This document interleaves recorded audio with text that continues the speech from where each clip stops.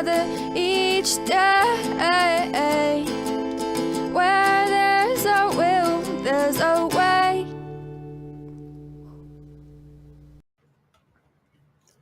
Good morning, everyone. This is take two. Start one earlier. There were too many things that were going on. At one point, I think I had unplugged the internet from my computer. So I apologize to anybody that was on and I abruptly got off. Sometimes I need to wait to do the daily reflections because I do. Sometimes I just ain't feeling it. I ain't feeling it now, but we're going to do what we can, right?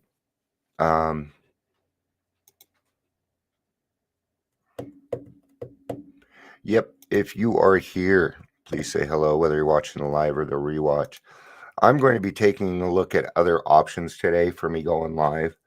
I'm getting pretty irritated by this setup, or maybe it's just me today. I'm a little irritable.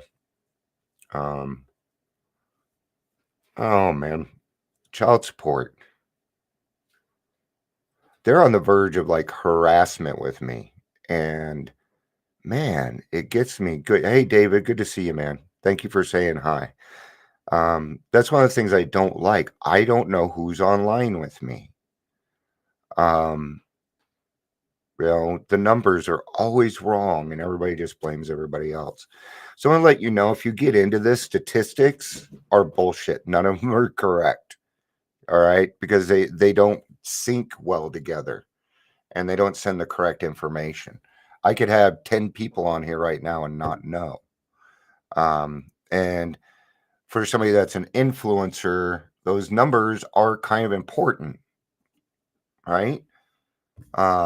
So I mean, yeah, I think child support needs a nice little letter on how to treat people.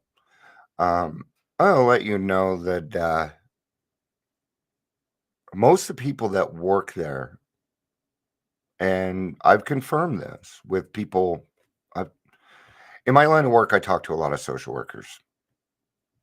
Right? I talk to a lot of social workers. So, in fact, I should get a hold of the social worker. It reminds me.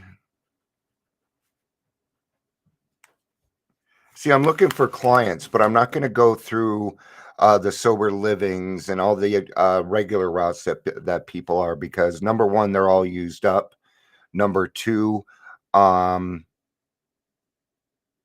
don't want to have to repair their reputation, so I'm going a different route. What I'm doing is I'm working with mental health centers. It's taking a little bit of time. Right? I got to prove myself to these people.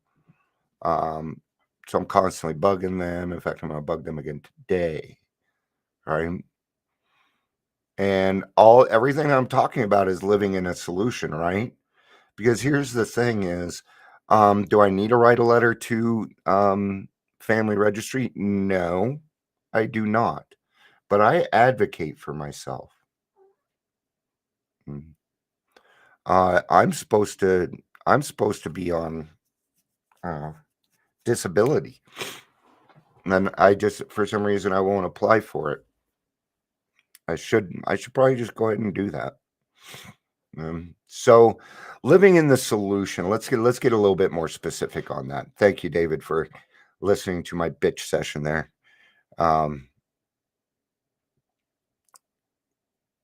So living in the solution is more of a is your cup half full or is it half empty, right?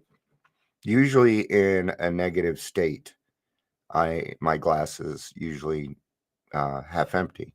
But when I'm in a good mood, it's half full, right? I'm more apt to, if somebody says something negative, I might say something positive just to irritate the fuck out of them. I don't like being around people that bring me down and that are negative and just have problems all the frickin' time. You know, I don't know anybody else that was like that, huh? So love and tolerance is our code. Right?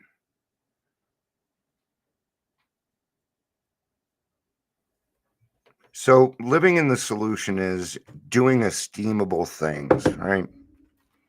And I think I'm going to pull out a vision for you because I think it describes it. I'm going to read the first part. For most normal folk, drinking means conviviality, companionship, and colorful imagination. Excuse me. It means release from care, boredom, and worry. It is the joyous intimacy with friends and a feeling that life is good.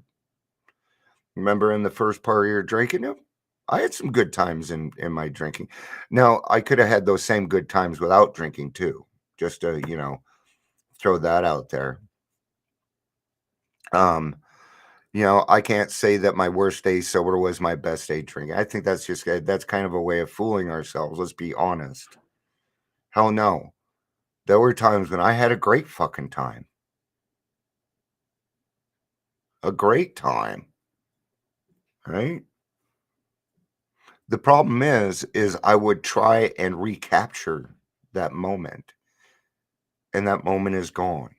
You cannot go back to it. It'd be like saying AA could go back to just in-person meetings. It ain't gonna happen.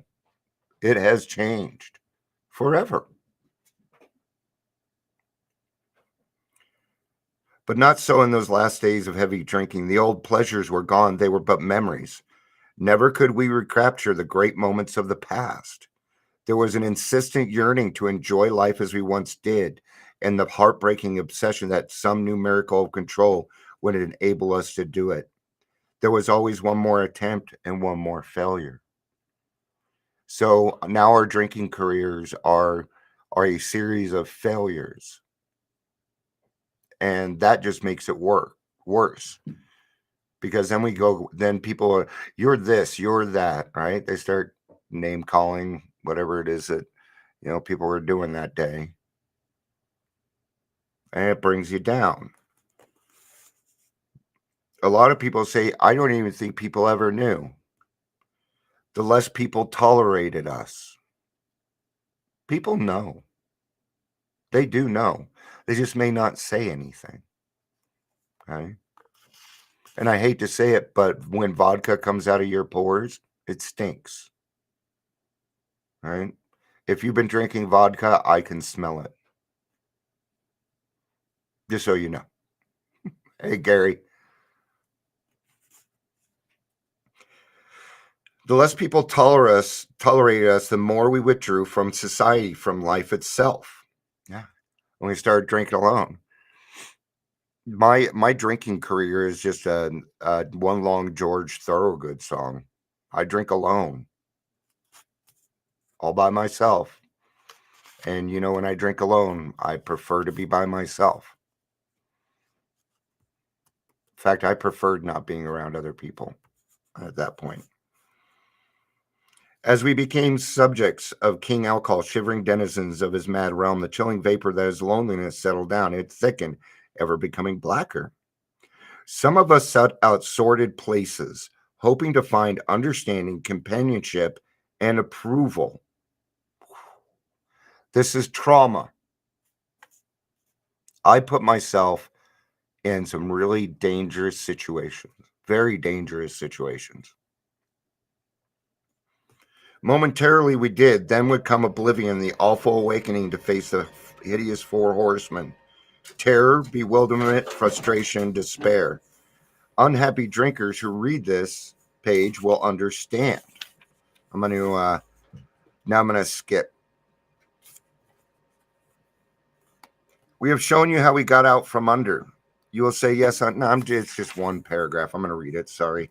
Now and then a serious drinker being dry at the moment says, I don't miss it all. I feel better, work better, having a better time. As ex-problem drinkers, we smile at such a sally. We know our friend is like a boy whistling in the dark to keep up his spirits. He fools himself. Inwardly, he would give anything to take half a dozen drinks to get away with them. He will presently try the old game again, for he isn't happy about his sobriety. He cannot picture life with or without alcohol. He cannot picture life without alcohol. Someday he will be unable to imagine life either with alcohol or without it. Then he will know loneliness such as few do. He will be at the jumping off place. He will wish for the end. Yes, that's what it comes down to. I remember the days that I came to and thought to myself, why the fuck am I still here? God, why haven't you killed me off yet? We have shown you how we got out from under. You say, yes, I'm willing, but am I going to be consigned to a life where I shall be stupid, boring, and glum like some righteous people I see? Stop looking at those righteous people and maybe see where they're, and maybe quick to see where they're right.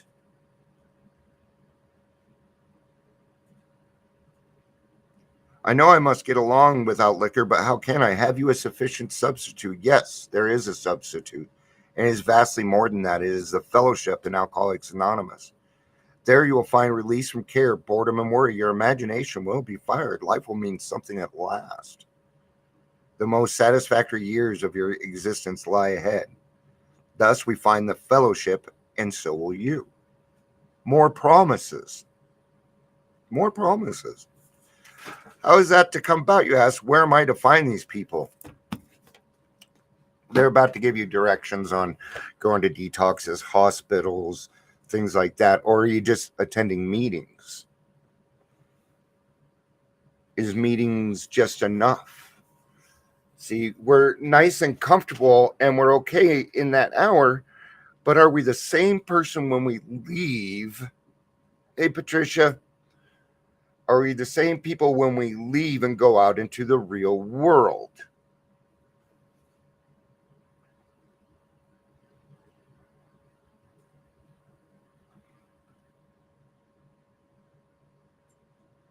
Yeah, I'm intentionally leaving a long moment of silence there because I wanted you to think on that question. Am I?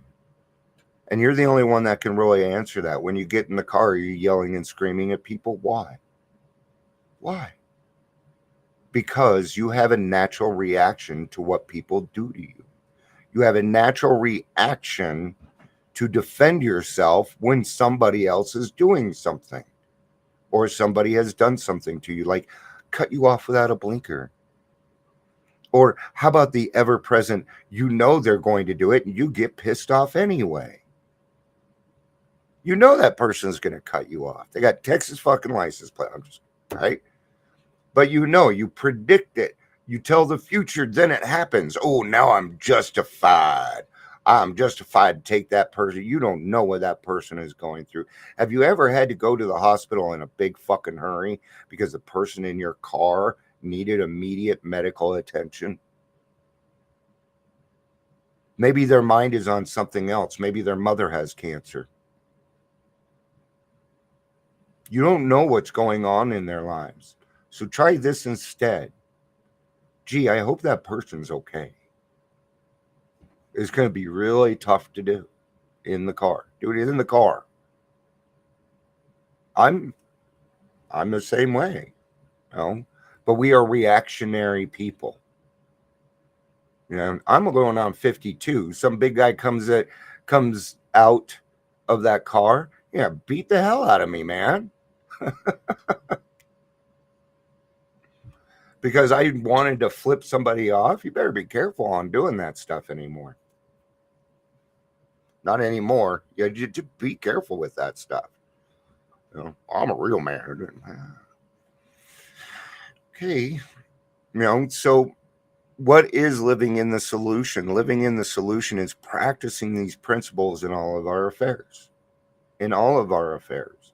That includes the traditions. That includes the principles. It includes a lot of things. Are you the same person in a meeting as you are anywhere else? I am. I do not change. I may change my verbiage so that other people don't misunderstand. But otherwise, you're going to get the same person. I used to believe that I had to wear all these different hats, and I don't. I just need to be Dion. I just need to be me. Is that enough? Today, I'm feeling like it's not. Today I'm in how can I get more people, how can I get more people to come on and listen to me? How many more people can I reach? So, and this platform doesn't seem to be cutting it for me, right? So, I'm going to take a look into some other options, cheaper options. This costs me $50 a month just so I can stream to 3 different places. No. I can do that by going on and hitting share to a group like I do with Stay Sober. Good morning, Facebook user.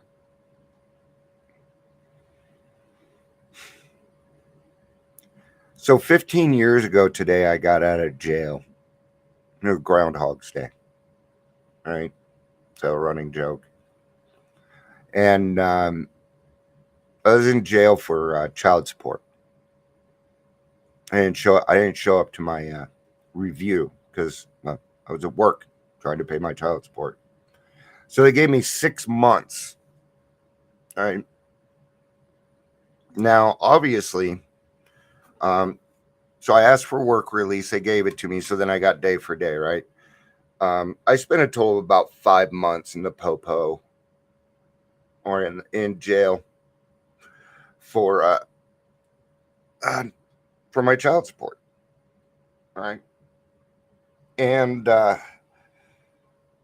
I was there, I was the Boy Scout of work release. I followed the rules. Well, I followed the rules because I was getting away with other stuff. Like when my girlfriend came to town. Anyway, there was this guy on the bus, and he said, "Hey, you can get away with drinking, smoking dope, things like that." And I turned to him and I said, "Don't ever fucking talk to me again." Because I wanted out. So I quit drinking. I didn't do anything. Right? Call in, do all the right things. But as soon as I got out, I headed straight to the liquor store. And usually they let you out at midnight. And they let me out at like 6 o'clock in the afternoon. I got to go 6 hours early because I made their lives easier. Police love it when you do that. So as soon as I got out, man, it's making me sick to my stomach right now. Actually, the first thing I did was throw up because of all the stress that had been on me. It was now gone, and my body reacted. So I went to the liquor store, and I was drunk by the time I got downtown. I was on the 16th. I was drunk by the time I got there. See, sometimes we can quit because of a commitment or things like that, or because we're in trouble. But the thing is, I didn't do anything to make it stick. I had every single intention of continuing drinking after I was out. But we alcoholics can do some weird things.